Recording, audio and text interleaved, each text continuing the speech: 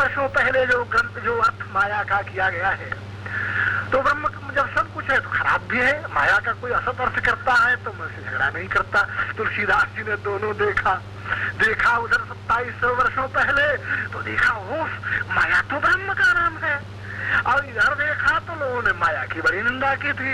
तो बीच में पड़े बेचारे तो कह दिया कि कोई कह झूठ सत्य कह को, और मैं उभय प्रबल करी लाखे। उन्होंने उभय प्रबल कर रखा। सोचा कि झगड़े में कौन पड़े, इधर के लोगों से भी राय और उधर के लोगों से भी राय कर लो। किंतु माया शब्द ब्रह्म का पर्याय है। विष्णु माया माने विष्णु ब्रह्म, इसलिए या देवी सर्वभूतेषु विष्णु मायेति शोदिता नमस्तस्यै नमस्तस्यै नमस्तस्यै नमो नमः। आप लोग दीजिए ओम या देवी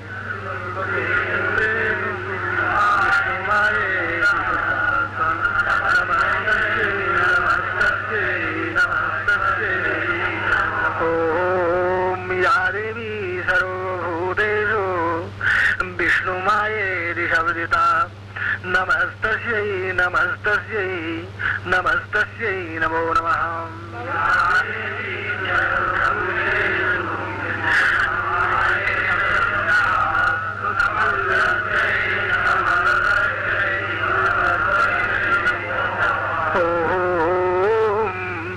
या देवी सर्वभूतेषु विष्णु मायेति शब्दिता नमस्तस्यै नमस्तस्यै नमस्तस्यै नमो नमः।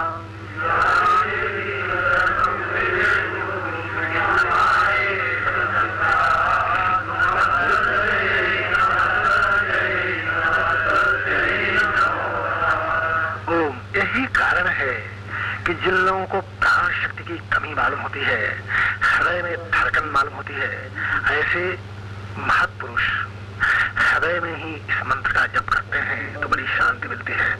कहा जाता है देवी कवच को 29 बार अगर किसी बर्तन में, पित्तल या चांदी के बर्तन में रखकर चांदी की ही कलम से, अनार की कलम से या अनामिका अंगुली से चलाकर कोई मंत्रों से जल पीता है आमंत्रित करके, तो भगवान विष्णु के समान उसकी पालन शक्ति बढ़ती है। तो विष्णु माया का अर्थ बड़ा ऊंचा हुआ। इसका ये अर्थ होता है कि विष्णु ब्रह्म, विष्णु की व्यापकता।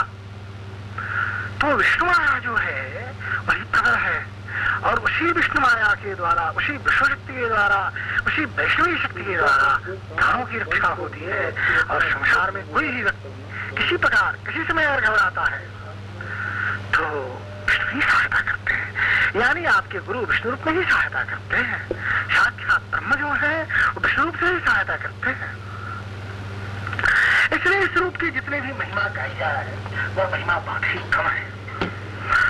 संसार में रहना तो बड़ा आवश्यक है। अगर किसी को शिव का भजन करता है, आवश्यकता है अन्न जल रुपए की, तो कहता है हे विश्वनाथ यह क्या करते हो। शिव से विश्वनाथ कहना अच्छा लगता है उसको। अरे योग की चरम सिद्धियों की मोड़ मुड़ता है तो कहता है शिव शिव शिव शिव शिव हे शिव हे शिव। तो विश्वनाथ कहना क्या है, उसी वैष्णवी शक्ति का काम लेना है। अगर कोई विष्णु का भक्त होता है और उसे मुक्ति की कामना होती है तो वह क्या शब्द कहता है मालूम है आप लोगों को? महायोगिन। भागवत पढ़ेंगे आप और गरुड़ पुराण पढ़ेंगे, गरुड़ पुराण तो अनेक जगह आया है। महायोगिन कहा जाता है भगवान विष्णु को, और महाविष्णु कहा जाता है। क्यों? इसलिए कि रूप बदल जाता है। वहां केवल मोक्ष कामना की जाती है, किंतु जब यह विष्णुमाया वाला शब्द आता है तो हमको आवश्यकता होती है सांसारिक, और संसार के मनोरथों की पूर्ति हम करते हैं, कराना चाहते हैं। किंबा भगवती विष्णुमाया का संस्मरण करके हम भी वैष्णव होना चाहते हैं। हम भी विष्णु की शक्ति से संयुक्त होकर विष्णु जो काम करते हैं उस काम को करना चाहते हैं। संसार के सभी गुरु लोग वैष्णवी शक्ति से प्रभावित होकर ही अपने शिष्यों की रक्षा करना सीखते हैं, या अपनी रक्षा शिष्यों की या संसार की जाने न जाने परिचितों की कर्तव्य बुद्धि से रक्षा करते रहते हैं। तो संसार की वर्तमानता में हमारी उपयोगिता है इस भावना से महत्पुरुष लोग युक्त होते हैं। बहुत से ऐसे महत्पुरुष हैं जो अपने प्राणों की बाजी लगाकर जाने अनजाने दूसरे के प्राणों की रक्षा कर लेते हैं। पानी में डूबते हुए व्यक्ति के लिए अपनी जान आग की लपटों की परवाह नहीं करता। वह जल जाए तो नश्वर शरीर को चिंता नहीं है। वह तो वैष्णव कार्य करता है, किंतु वह विष्णु भाव में रहता है, इसलिए जलता नहीं। विष्णु बहुत ठंडा देवता है। तो आग की लपट में कूदने वाला कोई वैष्णव व्यक्ति पुरुष कैसे जलेगा? ऐसा है तो कहिए कि कोई जल गया, कूद गया था, तो उससे वो दूसरे भाव में चला गया होगा। तो इसका मतलब यह है कि जो विष्णु माया से अनुप्राणित होता है, जो विष्णु माया या हिरण्यबीज का निरंतर जप करता है, उसको जीवन की वर्तमानता का ज्ञान होता है। संसार में जितने तंत्र ग्रंथ हैं, चाहे वो महावीर जी हों, चाहे भगवान शिव हों या दूसरे देवता हों, सभी देवताओं के मंत्रों में यह प्राण शक्ति का बीज रहता है अथवा इसका प्रतिरूप बीज तिलक रहता है। ऐसा क्यों होता है? इसलिए होता है कि संसार में संरक्षण की आवश्यकता है। इसलिए भगवान राम के मंत्र जपने वालों को मैं कहा करता हूँ कि श्री अगर मिला दोगे तो वैष्णवी माया तुम्हारी रक्षा करती रहेगी और संसार में भी तुम्हारा कल्याण होगा। बड़ी श्रद्धा के साथ जब से तुम मिलाओ, उस क्षण से कभी मत सोचो कि मैंने क्यों मिला दिया। कहीं मिलाने से हमारा मंत्र तो दूषित नहीं हो गया। अगर तुम स्वयं कंफ्यूज रहोगे, स्वयं संदिग्ध रहोगे, तो तुम्हारा कार्य नहीं होगा। श्री मिलाने पर भी तुम्हारे कार्य में संभव है विलंब हो, संभव है दिक्कतें हो जाए। इसलिए मिलाने के समय में तर्क और आस्था को हृदय से फेंक दो और बड़ी विश्वास, बड़ी श्रद्धा के साथ मिलाओ, ताकि विश्वभूतियों की वर्तमानता से तुम्हारा प्रकाश, परिचय और अपनापन हो। भोगात्मक नहीं, संरक्षणात्मक किंबा योगात्मक। तो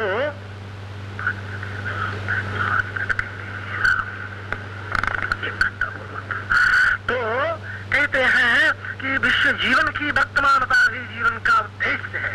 यही कारण है कि शरीर संरक्षणाय भारतवर्ष के ऋषियों ने यह कहा, धर्मार्थ काम मोक्षाणाम आरोग्यम मूलमुत्तमम। धर्मार्थ काम मोक्ष को प्राप्त करने के लिए स्वस्थ होना बहुत आवश्यक है।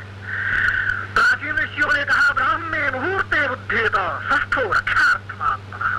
अगर तुम अपनी रक्षा चाहते हो तो ब्राह्म मुहूर्त में जगो। यहाँ आत्मा शब्द का प्रयोग शरीर के लिए किया गया है।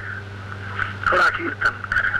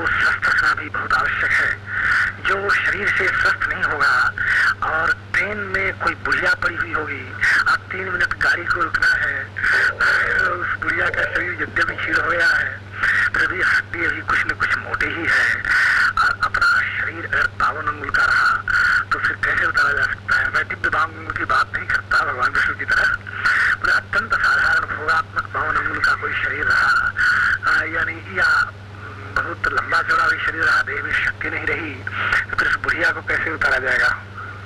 या कोई बूढ़ा ही तीर्थ करने के लिए जा रहा हो, या आपसे अच्छे काम या आपके समान अच्छे काम करने के लिए जा रहा हो, तो उसको उठा के ट्रेन में कैसे रखा जा सकता है। इसके तो शारीरिक शक्ति है, तो फिर बात क्या। रामचंद्र रहे तो एक धक्का दिया और भीतर बैठ गए, वैसे शिक्षा नहीं देना, मैंने उदाहरण दिया। तो कहने का मतलब यह है कि को शारीरिक शक्ति की आवश्यकता होती है, और शारीरिक शक्ति उसी को प्राप्त होती है जो प्राणवान है।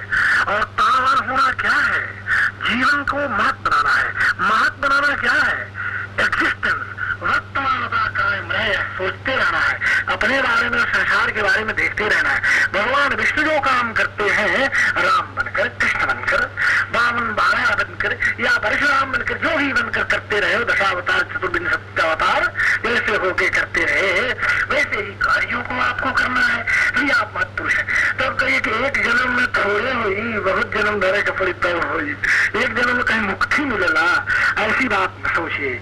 आत्मवान पुरुष एक क्षण नहीं कर सकता है।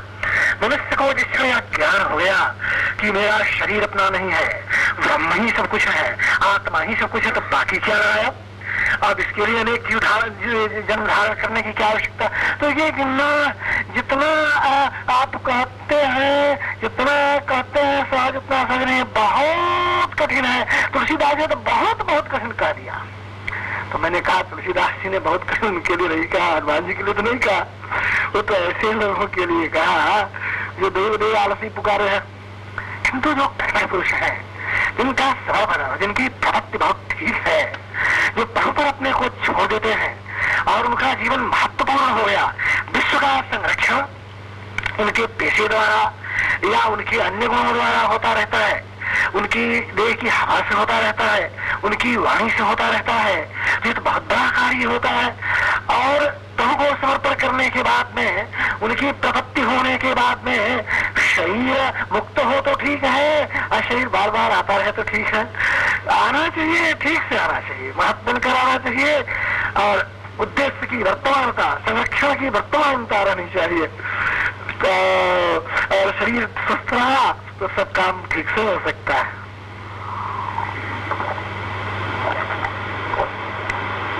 तो इसीलिए मैंने एक पंक्ति पहले कही थी कि प्राचीन महर्षियों ने कहा, ब्राह्मी मुहूर्ते उत्थेद सस्थो रक्षार्थमात्मना। अगर आप अपनी रक्षा करना चाहते हैं तो आप ब्राह्म मुहूर्त में उठिए।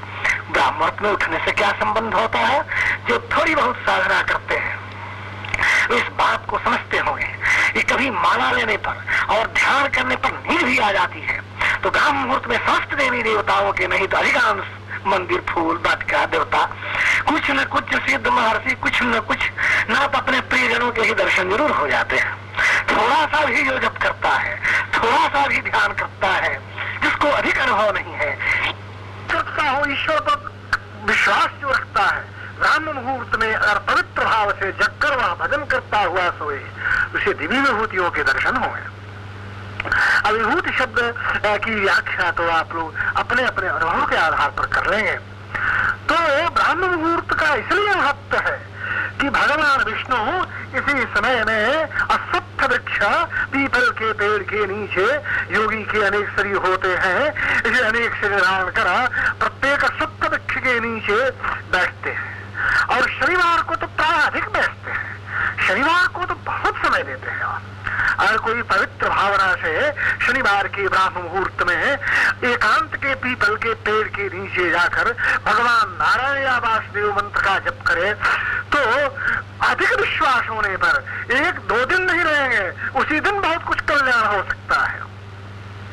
तो ब्राह्म मुहूर्त में भगवान विष्णु ऐसे कार्यों में लगे रहते हैं, तो आपका भी यह उद्देश्य होना चाहिए। भगवान विष्णु ने जप पर बड़ा जोर दिया और कृष्ण रूप में और कहा कि यज्ञानाम जप यज्ञोस्मि, इसलिए ब्राह्म मुहूर्त का जप बड़ा श्रेष्ठ आधी रात का होम श्रेष्ठ होता है और सायंकाल का सत्संग और ध्यान श्रेष्ठ होता है। मैंने तो एक उदाहरण मात्र दिया। अपने शील, अपने स्वभाव, अपनी प्रकृति के अनुसार भी अपना ध्यान, अपना जप, अपना होम आप लोग बनाते रहेंगे। मैंने सार्वजनीन नियम और सार्वकालिक नियम आपको बताया है। तो भगवान विष्णु का ब्रह्म मुहूर्त है, दोपहर तक भगवान विष्णु का अधिकार होता है और उसके बाद में जो धूप कड़ी होती है भगवान शिव अपना अधिकार ले लेते हैं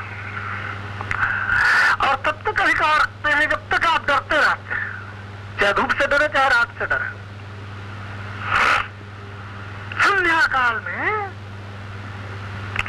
कभी कभी विश्वनाथ और विष्णु में अभिन्नता होती है और फिर जब रात ढलने लगती है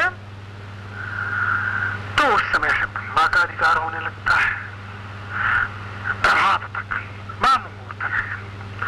तो इस ढंग से हम देखते हैं कि भगवान विष्णु का ब्रह्म मुहूर्त पर अधिक अधिकार है। यह मैंने एक परंपरा की बात कही, कुछ ग्रंथों में यह भी लिखा है, उनके लिए मैं कह रहा हूं, आप सभी लोगों के लिए नहीं, जो ऐसे ग्रंथों में पढ़ चुके हैं। सूर्य जब तक पूरब है तब तक ब्रह्मा, कड़े रहे तब तक शिव और ढलने में विष्णु। वैसे ही रात में भी प्रथम पहर में ब्रह्मा, मध्य में शिव और उतरते में विष्णु। तब भी तो हमारा काम आ ही गया। ब्राह्म मुहूर्त में किसी परंपरा के अनुसार विष्णु का काल तो हो ही जाता है, विष्णु गुरु का काल तो होता ही है। तो जो व्यक्ति ब्राह्म मुहूर्त में अधिक से अधिक जब करता है उसकी प्राण शक्ति, जो नहीं सोता उस समय उसकी प्राण शक्ति, अगर आप बहुत बीमार हैं, सुस्त है, ठंडक से बचना चाहते हैं तो लेटे ही लेटे सही। नाशंखचक्रम सगरीतकुंडलम सवीतवस्त्रम सरसीरुहेक्षणम सारवक्षस्थल कौस्तुभश्रियं नमामि विष्णुं शिरसा चतुर्भुजम के क्षय रूप का ध्यान कर सके तो शांताकारं भुजगशयनं पद्मनाभं सुरेशं विश्वाधारं गगनसदृशं मेघवर्णं शुभांगं लक्ष्मीकान्तं कमलनयनं योगभ्रध्यानगम्यं वन्दे विष्णुं भवभयहरं सर्वलोकैकनाथं। का तो ध्यान कर ही न सोए, इसमें तो कोई आपत्ति नहीं है। अगर आपने गणेश का ध्यान वक्रतुंडम महाकायम का नहीं किया तो शुद्धासन समारूढ़ वृद्धि सिद्धि समन्वितम का ध्यान तो आप कर ही सकते हैं, शवासन समारूढ़ का तो ध्यान कर ही सकते हैं। अगर सूर्य का रथारूढ़ ध्यान आप खड़ा होकर नहीं कर सके तो सोए सोए किंतु आंखें पूरब की ओर किए सूर्य के उस रूप का तो ध्यान कर ही सकते हैं जब वो अपनी पत्नी छाया के साथ रहते थे।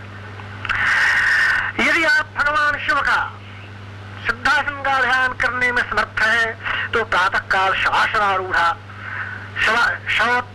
आसीना भगवान शिव का तो ध्यान कर ही सकते हैं, संपूर्ण शरीर में न्यास तो कर ही सकते हैं।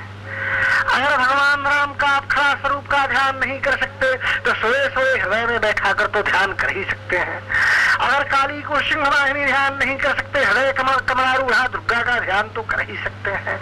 मैंने तो एक उदाहरण मात्र दिया, आप अपनी सुविधा के अनुसार सोए सोए भी कर सकते हैं, पर यह पथ खूब अच्छा नहीं है, निर्वाह का है, हम जैसे बूढ़ों के लिए है, आप में अधिकांश जो युवक है उनके लिए नहीं है। और आपने चैलेंज किया तो मैं भी बूढ़ा नहीं हूँ, बैठने के लिए तो मुझसे अधिकार में नहीं बैठ सकेंगे, लेकिन कहने के लिए कह दिया अवस्था के अनुसार मैं वृद्ध जरूर हूँ। और ऐसी स्थिति में मेरे लिए सोए सोए कहीं आपने मेरी पूजा देख ली कि सोए सोए गुरुदेव तो 8 बजे तक सोए सोए भजन करते हैं तो हम उनसे भी आगे निकल के 10 बजे नंबर मार ले। अगर ऐसा आपने किया तो आप असत्य पर हैं। मैं जो महापुरुष जो कहते हैं उनकी कही भी बातों पर ध्यान दीजिए, वह क्या करते हैं क्यों करते हैं, उनसे जब इस पर वार्तालाप डिस्कस न करना, इस मैटर पर, इस विषय पर जब वार्तानुभूति जब तक न हो जाए तब तक अपना अंतिम निर्णय न लीजिए। और वैसा करने के लिए अपने मानस को बाध्य मत करिए। तो भगवान विष्णु का उद्देश्य वर्तमानता है और आपके जीवन के उद्देश्य में भी वर्तमानता है। ऐसा अगर भाव रहा तो आप महत्पुरुष हैं और ऐसे महत्पुरुष विष्णु गुरु शब्दों से कहे जाते हैं।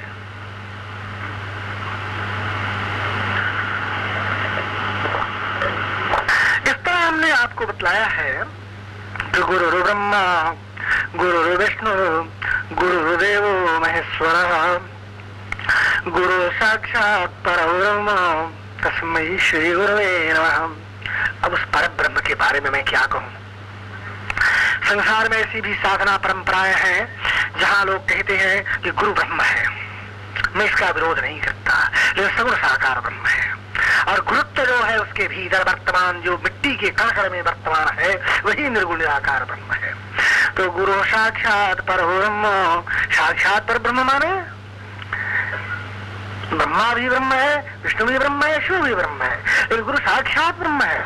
तो साक्षात ब्रह्म का मतलब क्या? उसमें ब्रह्मा की भी आराधना कर सकते हैं, विष्णु की भी कर सकते हैं, शिव भी कर सकते हैं और शून्य की भी कर सकते हैं, रूप की भी कर सकते हैं, रूप की भी कर सकते हैं, गुणवान की भी कर सकते हैं, गुणहीन की भी कर सकते हैं, निराकार के भी कर सकते हैं, साकार के भी कर सकते हैं। यह थोड़ी सी विशेषता है। लेकिन जो लोग दैत निष्ठा वाले हैं, जो भक्ति को मानते हैं, वे तो विष्णु गुरु का ही विशेष महत्व देते हैं, शिव गुरु का ही बहुत दूर तक महत्व देते हैं। और कुछ लोग तो ब्रह्मा गुरु के ही महत्व में अपने जीवन को समाप्त करना चाहते हैं। जिनकी जैसी रुचि और जिनकी जैसी कामना किंबा अभिलाषा वैसा वे करते रहें। किंतु गुरु साक्षात परब्रह्म। तो मैंने अपने मंगलाचरण में तीनों गुरुओं के लिए ब्रह्मा गुरु, विष्णु गुरु, जीवन का उद्देश्य महेश्वर गुरु और जीवन की उत्पत्ति में ब्रह्मा गुरु और जीवन की वर्तमानता में विष्णु गुरु की आराधना, साधना, वंदना की है। और अभी गुरु साक्षात पर ब्रह्म के बारे में जो मेरा प्रिय स्तोत्र है या प्रिय श्लोक है, प्रिय मंत्र है, उसकी चर्चा चलाऊंगा। मैं ब्रह्म को सगुण साकार और निर्गुण निराकार दोनों मानता हूँ। गुरु रूप में ब्रह्म को सगुण साकार मानता हूँ और शून्य रूप में उन्हें निर्गुण निराकार मानता हूँ। इसलिए मैं उनको अखंड सच्चिदानंद कहता हूँ। अखंड इसलिए कि निर्गुण निराकार है, सच्चिदानंद इसलिए कि लोगों को समझाने के लिए सतगुरु, चित गुरु, आनंद गुरु कहा जा सकता है। एक आदमी ने एक दिन पूछा कि सब जगह आपका श्री सतगुरुवे नमः क्यों लिखा है? मैंने उसका उत्तर दिया था, आप लोगों को भी सुना देता हूँ कि उत्पत्ति सत्य से संबद्ध है। कोई काम नया करने आदमी जाता है तो वहाँ अखंडाय सच्चिदानंदाय गुरुवे नमः लिख लिया, तो सतगुरुवे लिखने में उत्पत्ति में कोई बाधा नहीं होगी। सतगुरु माने ब्रह्मा गुरु, चिद गुरु माने विष्णु गुरु और आनंद गुरु माने शिव गुरु। तो सच्चिदानंद गुरु और अखंड गुरु माने निर्गुण निराकार ब्रह्म। गुरुत्व जिसको मैं कहता हूँ, गुरु में वर्तमान शून्य तत्व, आत्म तत्व। ओम अखंडम सच्चिदानंदम गुरुं वंदे परात्परम साकारम सगुणम जैव निराकारम निर्गुणम। इसलिए सृष्टि में जितने हमारे मान्य पूजनीय श्रद्धेय हैं, सब हमारे लिए गुरु हैं। जिनमें कोई तेजस्विता है, जिनमें कोई विशिष्टता है, वे हमारे लिए गुरु हैं। और यही नहीं, ब्रह्मा हमारे गुरु हैं, विष्णु हमारे गुरु हैं, शिव गुरु हैं, सगुण साकार गुरु ये हैं। ये हमारे लिए सच्चिदानंद गुरु हैं। भगवान कृष्ण, भगवान राम हमारे लिए सच्चिदानंद गुरु हैं। उन्हें मैं साक्षात सच्चिदानंद गुरु मानता हूँ। मैं देवता नहीं मानता, देवता तो एक जाति विशेष है। ओम अखंडम सच्चिदानंदम गुरु वंदे परात्परम साकारम सगुणम जैव निराकारम निर्गुणम। तो परात्परम, जिससे कोई श्रेष्ठ तत्व नहीं हो सकता, जस्या परतरम नास्ति सैषा दुर्गा प्रकीर्तिता, जिससे आगे कोई ही तत्व नहीं है, ऐसे मैं सगुण साकार गुरु मानता हूँ। और अखंड, उसका कोई टुकड़ा नहीं किया जा सके, ऐसा निर्गुण निराकार गुरु मानता हूँ। तो अखंडम सच्चिदानंदम गुरुं वंदे परात्परं ओम साकारं सगुणं जैव निराकारं निर्गुणम् ओम। तो इस तरह आपने हमारे प्रवचन में तीनों भाग सुन लिए और चौथे भाग पर थोड़ा सा धक्का दे दिया। फिर जब जैसा समय होगा वैसा सोचा कहा जाएगा। आज का जितना प्रवचन है प्रभु के चरणों में समर्पित है। और आप लोगों के आज जन्मदिन के अवसर पर मैं मंगल कामना करता हूँ। मैं और क्या कामना कर सकता हूँ? मैं यही करूँगा, अगर जीवन अधिक दिनों तक रहे तो इसलिए रहे कि आप अधिक भगवत भजन कर सकें। ओम शांति ही शांति ही शांति। ओम श्री सद्गुरुवे नमः। ओम श्री सद्गुरुवे नमः। ओम श्री गणेशाय नमः। ओम अखंडाय श्री सच्चिदानंदाय गुरवे नमः। अथ अभिनवं गुरुवष्टकं प्रारभ्यते श्री सद्गुरवे पुनः पुनः नमः। ओम नमाम्यहं गुरुर्गुरुं परं गुरुं नमाम्यहं।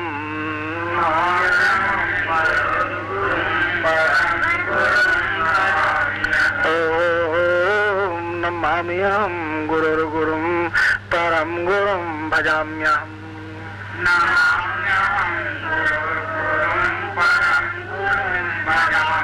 ओम अजं गुरुं हरिं गुरुं हरं गुरुं प्रियं गुरुं प्रभुं गुरुं कुलं गुरुं नमाम्यहं स्मराम्यहम्।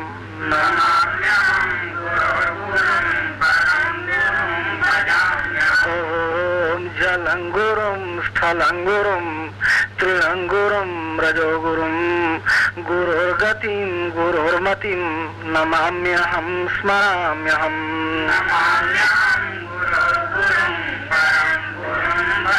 ओम यथा यथा वदाम्यहं यदा यदा चलाम्यहं तथा तथा गुरुर्मम प्रियं गुरुं स्मराम्यहम्।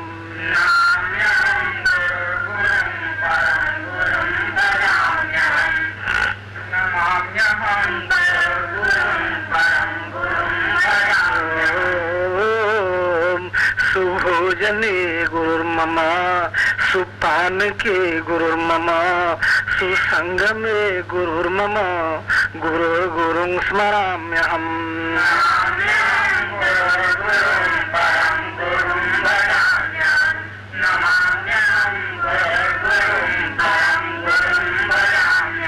ओम गुरुर्दिवा गुरुर्निशा गुरु पुरुषुरा गुरु परः गुरुर्देवा गुरुर्निशा गुरुस्वरा गुरु परः गुरु प्रियैरतिर्मम गुरुर्गुरुं स्मराम्यहम्।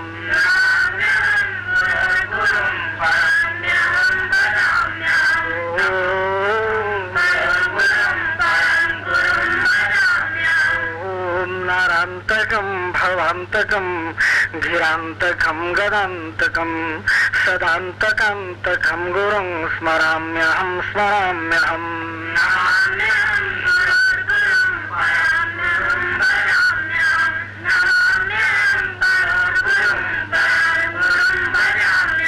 नमे तथा जने स्प्रिया नमे तथा कुले स्प्रिया नमे तथा गृहे स्प्रिया गुरौ स्प्रिया यथा मम।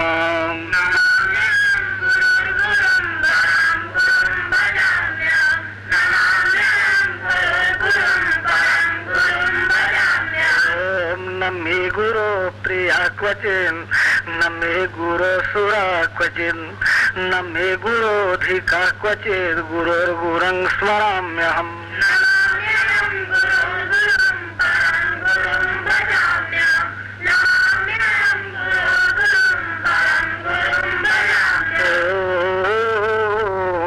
गुरुवष्टकमिदं पुण्यं पठनीयं प्रयत्नतः रामं वा यदि वानन्दं ब्रह्म वा लभते नरः। नमाम्यहं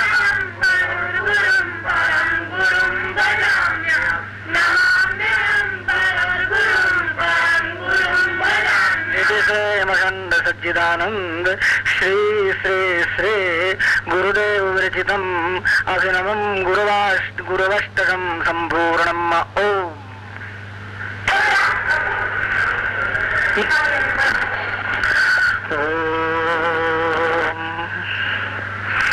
सुन्दरात् सुन्दरं देवं परतस्य परं परम्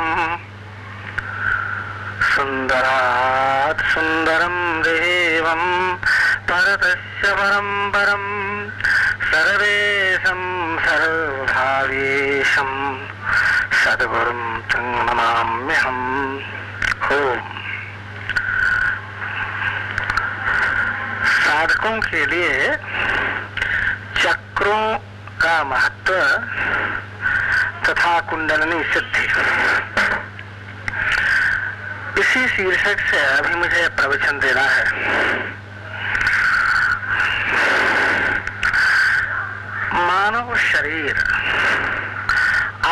का एक मंदिर है। जैसे किसी मंदिर में किसी देवता की मूर्ति वैदिक विधानों से, तांत्रिक विधानों से प्राणमयी होती है, वैसे कर्मों के विधानों से शरीर रूपी शरीर में आत्मा प्रतिष्ठापित है। हमें यह देखना है हमारा मंदिर कितना स्वच्छ है। जितना ही स्वच्छ हमारा मंदिर होगा उतनी ही झलक, उतना ही सुंदर प्रतिबिंब मूर्ति में भी आएगा। मूर्ति तो स्वतः परम सुंदर है। दिल की स्वच्छता, मंदिर की सुंदरता, मूर्ति की स्वाभाविक सुंदरता में चार चंद्रिका चंद्रित करने वाली होती है। शरीर, भौतिक शरीर, यह आंखों, कानों, नाक, मुंह वाला शरीर, हाथ पैर आदि वाला शरीर जो बिल्कुल भौतिक ही तो है, इस शरीर के भीतर जिसे कोई शरीर विज्ञानी ठीक से नहीं बता सकता, आत्मा का निवास है। आकाशवत, शून्यवत, कुछ ऐसे ही, जिसके बारे में ठीक ठीक बताया नहीं जा सकता है, किंतु अखंड आनंद स्वरूप भी उनका एक है। तो इस तरह शरीर में निवास करने वाले आत्मदेव की सुंदरता तो स्वभावतः है ही। हम अपने शरीर के भावों को, हम अपने शरीर के मन को, हम अपनी शारीरिक इंद्रियों को, अपने प्राणों को कितना सुंदर बना के रखते हैं, यह एक बहुत बड़ी पूजा हो जाती है आत्मदेव के लिए। एक बात पर बराबर आप ख्याल रखें कि जीव कोई बहुत बड़ी वस्तु नहीं है। मन और प्राणों का संयोग जो है उसी से चेतना उत्पत्ति होती है। उस चेतनावती शक्ति को ही जीव कहते हैं। कोई इसे प्राणवती कहता है, कोई इसे कुंडलिनी कहता है, कोई जीव शक्ति कहता है, कोई कहता है मन जीव की संगति है। जो हो, मैं अपनी भाषा में तो यह कहता हूँ कि आत्मा शरीर में वर्तमान है और उसके आनंदमय संयोग से प्राण और मन भी आनंदमय होकर जीव कहे जाते हैं। इन दोनों में बड़ी एकता है, फिर भी एक आत्मा की अच्छी पूजा कर